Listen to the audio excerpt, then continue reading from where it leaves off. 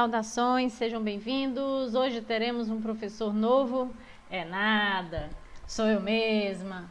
A gente já fez revisão de provas, a gente já corrigiu as provas, você já tem as notas e agora a gente tem que continuar o assunto, não é? O tempo não para e a gente também não. Então vamos lá. Nós terminamos todos os agentes mecânicos de ação simples. Então agora nós vamos visualizar os agentes de ação mistas. Então quais são? Vamos dar uma olhadinha aqui, ó.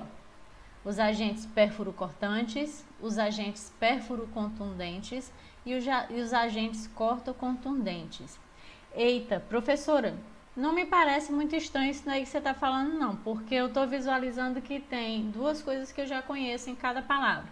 Então, pérfuro-cortante tem perfurante e cortante, pérfuro-contundente, perfurante e contundente e corto-contundente, cortante e contundente. É tão óbvio assim? É óbvio assim mesmo. Então, pérfuro-cortante, nós estamos falando de instrumentos que têm a capacidade de perfurar e cortar ao mesmo tempo. Pérfuro-contundentes são instrumentos capazes de perfurar e contundir ao mesmo tempo. E corto-contundentes serão aqueles instrumentos capazes de cortar e contundir ao mesmo tempo. Então vamos começar a visualizar com os pérfuro-cortantes. Vou abrir aqui meu mapa mental, prestem atenção. Vou deixar esse material disponível para vocês, tá? É só baixar depois o arquivo. Então, pérfuro-cortantes, qual é a característica? Primeiro, vão ser instrumentos que eles têm ponta e gume. O que é gume? É o fio. Então, se ele tem ponta e gume, ele consegue perfurar e cortar ao mesmo tempo. Então, na maioria das vezes, esse tipo de instrumento vai gerar um ferimento em forma de botoeira. O que é um ferimento em forma de botoeira? Nós vamos visualizar um lado arredondado e o outro lado agudo. Então, um lado arredondado e o outro lado agudo. O lado agudo vai corresponder à lâmina e o lado arredondado à parte posterior da lâmina, onde eu não tenho fio, tá?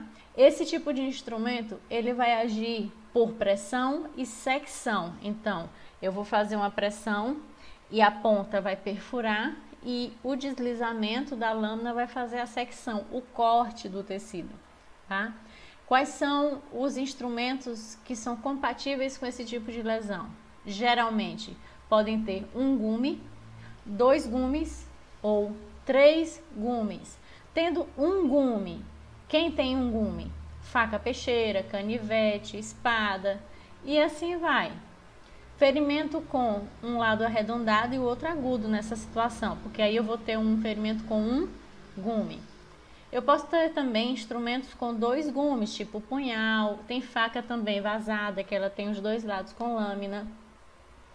E esse ferimento ele já vai ter uma configuração diferente, porque se eu tenho 2 lâminas, eu vou ter os 2 lados do ferimento agudos, então eu vou ter 2 lados agudos. E no caso de 3 gumes, como uma lima, eu vou ter um ferimento em formato triangular. Tudo bem? Tudo tranquilo? Então, qual é a característica dos instrumentos perfuro-cortantes quando eles vão fazer a lesão? Eles podem fazer uma lesão do tipo fundo cego, que é quando o instrumento ele perfura o corpo, mas ele não o atravessa, não transpassa. E eu posso ter um ferimento transfixante. Ferimento transfixante por quê? O objeto, o agente, o instrumento, ele perfurou o tecido e ultrapassou o corpo. Então, ele saiu do outro lado. Esse tipo de lesão, ela vai ter formatos diferentes, formatos distintos. Por quê?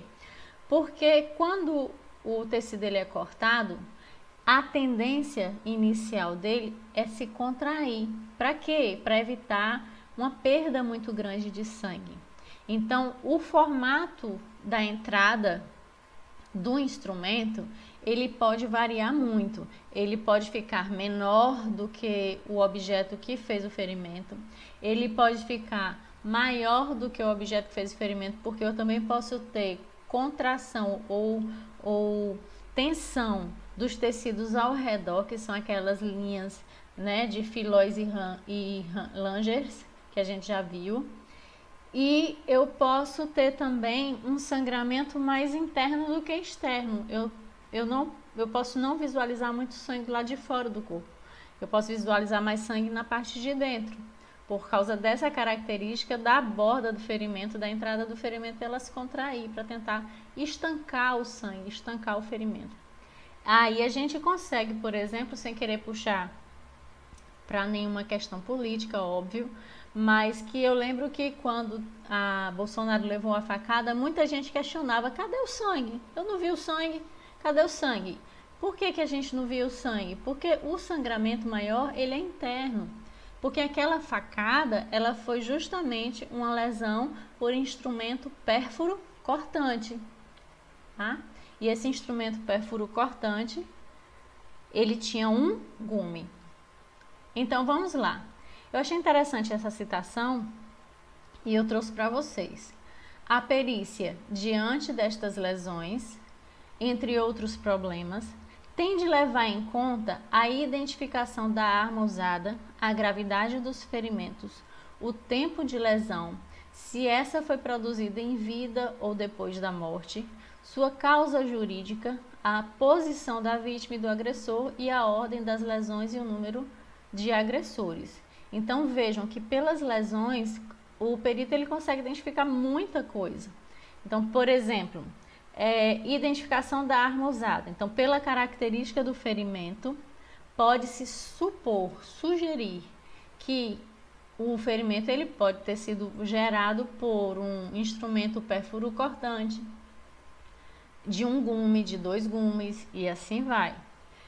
A gravidade dos ferimentos, então eles vão avaliar que tecidos foram lesionados com aquele objeto, se os tecidos lesionados foram suficientes para causar o óbito, qual foi o golpe que gerou a morte daquele indivíduo, tudo isso pode ser visto pelas feridas. O tempo de lesão, então dá para saber pelo tempo de cicatrização, coagulação de sangue, mais ou menos há quanto tempo o ferimento foi gerado. Se esta foi produzida em vida ou depois da morte. Por quê? Porque existem reações vitais que só ocorrem em vida. E se por acaso o ferimento ele foi provocado após a morte do indivíduo, esses sinais eles não vão estar presentes, como por exemplo a equimose, tá? Mas além disso, nós temos também a constrição dos tecidos. Os vasos eles só vão se fechar para estancar o sangue depois que enquanto o indivíduo ainda está vivo. Outras características relacionadas à questão do sangramento, né? Se o indivíduo está morto já, quando for desferido o golpe, ele não vai sangrar como sangra um vivo, porque não tem mais batimento cardíaco, não existe mais um fluxo com pressão. Então é muita coisa, a causa jurídica, então o que foi que motivou aquele crime, a posição da vítima, então dá para ver pelo padrão de escorrimento do sangue, pelas manchas de sangue ao redor do corpo, dá para saber se o indivíduo, o golpe, quando ele recebeu o golpe, se ele estava em pé, se ele estava deitado, se o corpo ele foi movido depois, né? Se a vítima tentou se defender. Então, o número e a sequência das agressões por aquela questão do sinal de Chavigny, não sei se vocês vão lembrar, que a gente viu nas primeiras aulas sobre esse tema. Em caso de agressão, geralmente o agressor ele bota o gume voltado para baixo. Imagine que eu tenho uma faca aqui, eu não vou botar a lâmina da faca para cima, a tendência é colocar a lâmina para baixo ou para dentro, tá? E assim a gente consegue perceber, por exemplo, se o indivíduo ele era destro ou canhoto. E aqui embaixo nós temos uma imagem de um ferimento, de uma ferida pérfuro cortante ou pérfuro incisa. Então visualizem aqui que eu tenho um objeto, né, um instrumento de 2 gumes, porque eu tenho os 2 lados com ângulos, né? Dos dois lados mais angulados, mais agudos. Ok? Tranquilo? Todo mundo? Vamos para a próxima? Eu vou pular pérfuro contundente, que é uma aula mais longa, e vou para os cortocontundentes, ok? Se é cortocontundente, corta e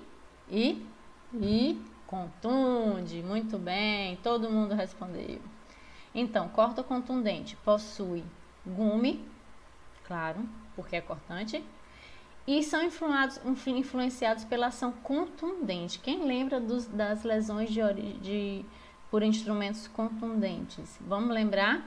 As lesões contundentes, elas vão ter características bem específicas. Primeiro, o tecido ao redor ele fica equimosado, porque o instrumento ele não tem a capacidade de cortar, ele vai dilacerar o tecido, ele vai